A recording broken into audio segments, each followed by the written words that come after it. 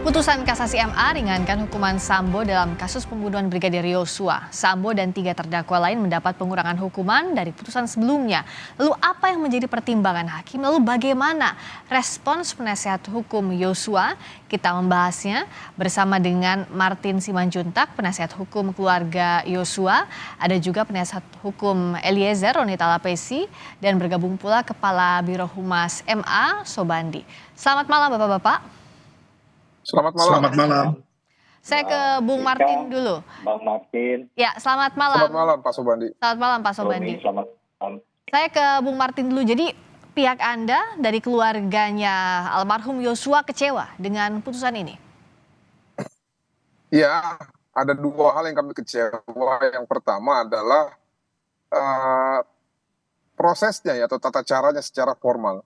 Kita ingat betul di pengadilan negeri ya, sebelum putusan itu jadwalnya jelas gitu ya. Lalu di pengadilan tinggi juga walaupun pemeriksaannya tidak secara sama dengan tingkat 1, namun saya ingat betul pada saat itu 1 minggu sebelum vonis, Humas Pengadilan Tinggi melalui rilis itu menyampaikan bahwa tanggal sekian akan ada vonis gitu ya, banding. Ya. Nah itu kita bisa mengikuti, kita bisa mempersiapkan segala sesuatu dan lain halnya, lalu menyampaikan kepada keluarga, kita bisa turut menghadiri jalannya pembacaan putusan sehingga asas hukum pidana terbuka bagi umum ini benar-benar terlaksana dalam 2 tingkat yang di awal ini. Nah, namun di tingkat kasasi yang kami kecewa adalah minimnya pemberitaan. Setahu saya hanya ada 2 pemberitaan pada saat kasasi ini diajukan. Yang pertama adalah berkas sudah sampai, itu sekitar bulan Mei ya, kalau nggak salah, kalau nggak Mei, Juni. Lalu di bulan Juli ada berita terkait Mahkamah Agung telah menunjuk beberapa hakim ya, 5 hakim, 2 hakim itu yang hakim pengadilan negeri yang memvonis. Oke. Lalu udah selesai, tidak ada lagi tuh kapan jadwal vonisnya. Nah ini keluarga kecewa karena dianggap kurang transparan gitu ya. Nah lalu yang kedua mengenai pertimbangannya. Oke. Saya tidak akan mempersoalkan mengenai Verdi Sambo. Dia secara konstitusional punya hak untuk mendapatkan keringanan karena ada norma hukum yang baru dan kita juga tidak tahu apa yang ada di dalam memori kasasinya. Namun yang menjadi kritikan kita ya dan juga kekecewaan sekaligus kesedihan adalah terkhusus untuk vonisnya Putri Chandrawati. Ini diskonnya terlalu besar, ini 10% buat orang yang tindakannya itu sebagai pemicu tindak pidana sehingga terjadinya perampasan nyawa terhadap nyawanya milik Joshua. Baik. Ini kalau menurut kami ini adalah bagian dari aktor intelektual, Mbak. Nah, Oke. Nah, ini yang kami minta sebenarnya, apa sih pertimbangannya kok bisa diringankan setengah gitu ya? Oke. Nah, apa pertimbangannya Pak Sobandi? Salinan putusannya apakah sudah diunggah dan sudah diberikan ke pihak terkait? Dan tadi bagaimana terkait dengan komplain pihak keluarga Yosua lewat penasihat hukumnya Bung Martin? Silakan Pak Sobandi. Terima kasih. Di Bang Roni, kami sampaikan bahwa saya saat ini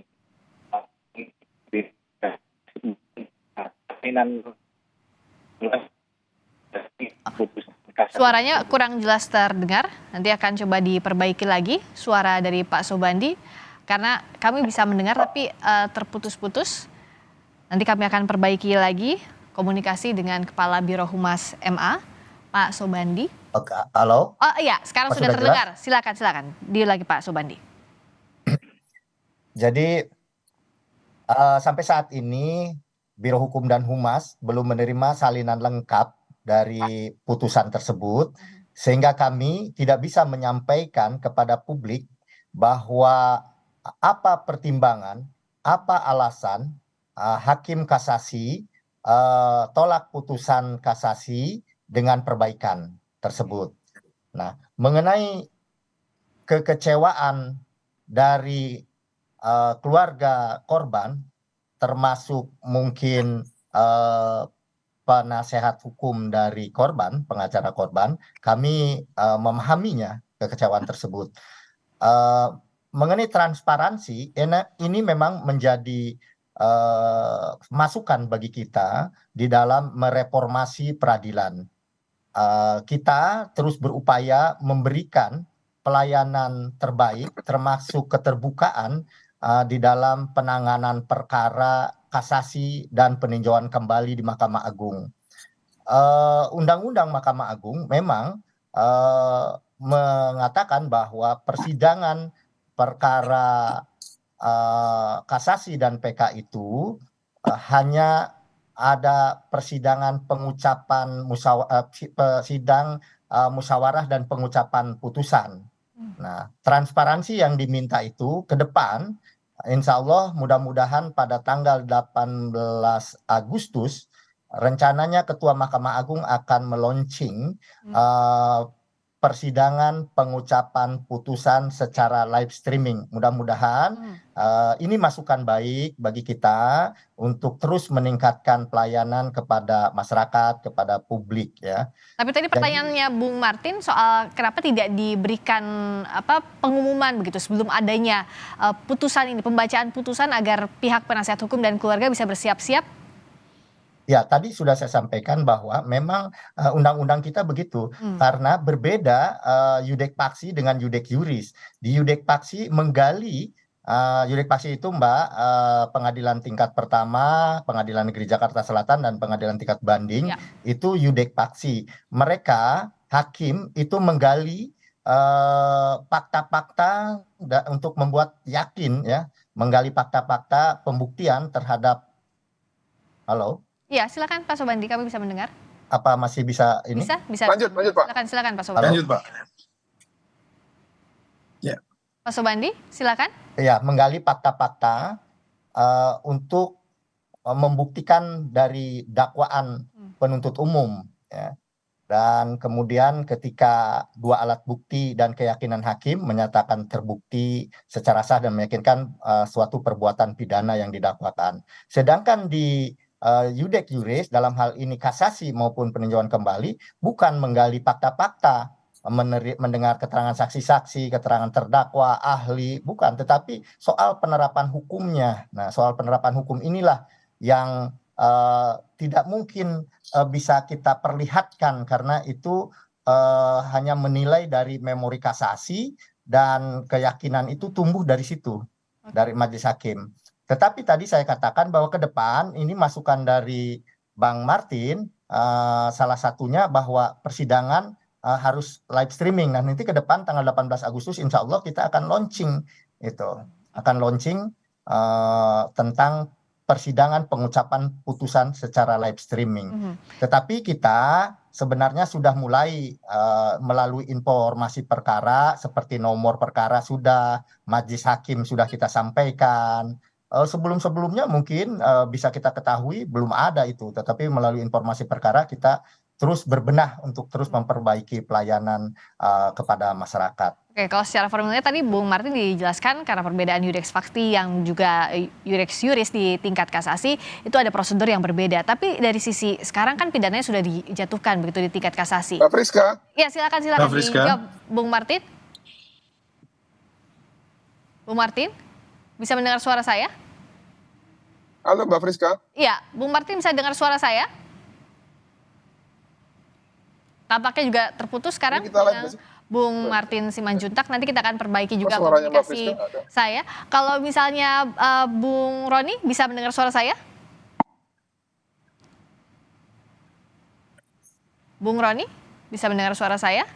Pak Sobandi masih bisa mendengar suara saya? Nggak kedengeran suaranya Mbak Friska. Oke, kita perbaiki lagi komunikasi dari sini. Tapi tadi dijelaskan dari pihak MA, Kepala Birohumas MA, Sobandi, bahwa sedang tadi sudah dijelaskan bahwa ada perbedaan prosedur antara di pengadilan tingkat pertama, tingkat kedua, yang bisa dengar suara ini koordinator. Lalu Bung Martin, sekarang Bung Martin sudah bisa mendengar, silakan. Dijawab tadi kata Pak Sobandi bahwa ada perbedaan prosedur antara pengadilan tingkat pertama, kedua, dan ketiga termasuk soal pengumuman jadwal tadi.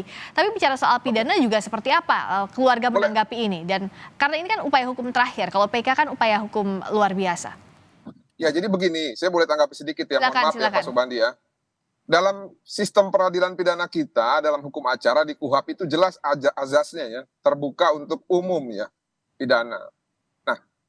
Setiap putusan juga itu wajib terbuka untuk umum, Pak. Saya paham bahwa memang kalau dalam ranah fakta yang dilihat adalah fakta-faktanya. Itu bersidang ya, baik dari pembacaan dakwaan sampai dengan putusan lah itu semua. Nah, namun yang kami kritisi adalah bukan terkait kewenangan judex juris yang hanya melihat penerapan hukum acara. Itu kami paham, Pak. Yang kami tidak pahami adalah kenapa sih, apa sih susahnya untuk menjelaskan kapan jadwal putusan, lalu putusannya terbuka untuk umum, dapat dihadiri oleh siapapun gitu ya. Toh juga kan putusan kan sudah jadi nih. Bukan dalam bentuk sudah dibacakan putusannya, yang bacakan juga bukan hakim, melainkan humas gitu ya, berdasarkan petikan doang kepada publik, yang akhirnya ketika putusan itu dianggap kurang berpihak dan kurang berempati terhadap korban dan tanpa pertimbangan yang sudah dirilis, itu akhirnya membuat suatu tanda tanya besar gitu, Pak. Nah ini ya, ini yang maksud saya ke depan ya, saya sih bukannya ke depan, harusnya sih saat ini, Pak, karena perkara ini, Pak, ini perkara high profile, Pak. Kalau kita trial nanti dalam perkara biasa, saya pikir itu tidak akan produktif. Justru pada saat perkara high profile inilah seharusnya ya Mahkamah Agung bisa memberikan contoh dengan membuka persidangan secara live gitu atau terbuka untuk umum. Nah itu sih tadinya harapan saya, tapi kan nasi udah jadi bubur, Pak. Nggak bisa juga kita tarik kan, kecuali bisa ditarik lagi, gitu loh. Nah Baik. cuman ya saya tambahkan sedikit tadi mengenai pertimbangan. Oke. Saya tuh melihat ya nggak tahu kenapa ini seperti nanti pertimbangan dan juga putusan ini akan memberikan pertimbangan dengan contoh yang buruk bagi publik. Kenapa Bagaimana sekali perkara yang high profile seperti ini saja ya dapat mendapatkan keringanan yang begitu besar gitu ya. Walaupun itu kan semua relatif, tapi saya paham dan asal Bapak tahu ya, yang terjadi di masyarakat pada setahun belakangan ini kan Indonesia ini gaduh, Pak, gara-gara perkara ini. Nah, saya berharap ke depan ya, tapi ya sudahlah, nggak berharap lagi. Kasus ini juga mungkin hanya sekali kok terjadi. Demikian, terima kasih. Oke, Pak Sopandi. Pak Sobandi silakan. Iya, saya tadi tidak mendengar apa yang disampaikan oleh Bang Martin. Jadi Tapi tadi saya coba rangkumkan lagi. Bung Martin tadi menjelaskan bahwa apa salahnya tahu perbedaan antara iudex faksi maupun juga iudex juris, tapi kenapa tidak ada pengumuman terlebih dahulu begitu setidaknya soal. Iya, karena asas hukum pidana kita kan jelas. Karena asas hukum pidana kita jelas tadi disampaikan oleh Bung Martin. Kalau sekarang kedengaran suaranya Bung Martin, Pak Sobandi? Terdengar. Oke, silakan diulang sedikit saja, Bung Martin. Iya, jadi pertama asas hukum pidana kita jelas. Ini kan ketemunya antara hakim, jaksa, pengacara, terdakwa, dan juga korban melalui hukum acara ini kan. Hukum acara pidana kita jelas asasnya terbuka untuk umum gitu, Pak. Oke. Nah, makanya terbuka untuk umum, dan lagi juga kan siapa sih yang takut sama keterbukaan? Karena menurut pemahaman kami setiap hal yang tidak transparan itu kecenderungannya akan terjadi suatu baik. Tadi manipulasi. sudah gitu, ditangkap soal itu, Bung Martin. Silakan, Pak Sobandi. Ya, saya sependapat dengan Bang Martin bahwa memang asas pidana itu terbuka untuk umum, termasuk dalam hal ini putusan kasasi di Mahkamah Agung harus terbuka untuk umum. Di dalam putusan jelas dikatakan terbuka untuk umum. Tetapi peristiwa seperti disampaikan oleh Bang Martin, putusan perkara terdakwa Ferdi Sambo juga dialami dalam putusan-putusan sebelumnya, bahwa putusan muncul di info perkara gitu, disampaikan bukan hanya di dalam perkara Ferdi Sambo. Sebelumnya untuk perkara-perkara lain juga tidak ada pengumuman terlebih dahulu kapan diputus gitu. Nah ini yang akan kita perbaiki, Bang Martin. Kita akan perbaiki ini ke depan sebagai masukan salah satunya dari Bang Martin, dan sebelumnya juga banyak masukan akan kita perbaiki. Oke, baik, tadi ada masukan dari pihak keluarga Yosua dan juga dijawab oleh pihak MA. Saya sekarang ke Bung Roni. Bagaimana sekarang Eliezer sudah menjalani cuti bersyarat, betul ya, Bung Roni? Ya, betul Mbak Friska, bahwa proses Eliezer mendapatkan cuti bersyarat ini sudah sesuai dengan peraturan perundang-undangan yang ada ya, bahwa sudah menjalani 2/3, kemudian selama 6 bulan terakhir ini dicek bahwa yang bersangkutan berkelakuan baik, sehingga syarat untuk memenuhi cuti bersyarat sesuai dengan peraturan Permenkumham itu Eliezer menerima. Jadi kami dari tim pengacara kemarin juga ikut mendampingi dalam proses administrasi untuk mendapatkan cuti bersyarat. Khususnya sekarang Eliezer sehat walafiat, sudah berkumpul bersama keluarga, dan sekarang fokus agar bisa kembali menjadi kembali kepada keluarga dan kepada masyarakat ya. Seperti itu, Mbak. Kembali bertugasnya setelah bebas murni nanti, Bung Roni? Betul, Mbak. Pastinya kan nanti setelah menjalani tahapan-tahapan selanjutnya, karena sampai saat ini masih tetap di bawah pengawasan dari Ditjenpas ya. Itu kan sudah disampaikan oleh Humas bahwa tetap di bawah pengawasan Ditjenpas karena ada beberapa tahapan yang memang harus tetap dijalani oleh Eliezer.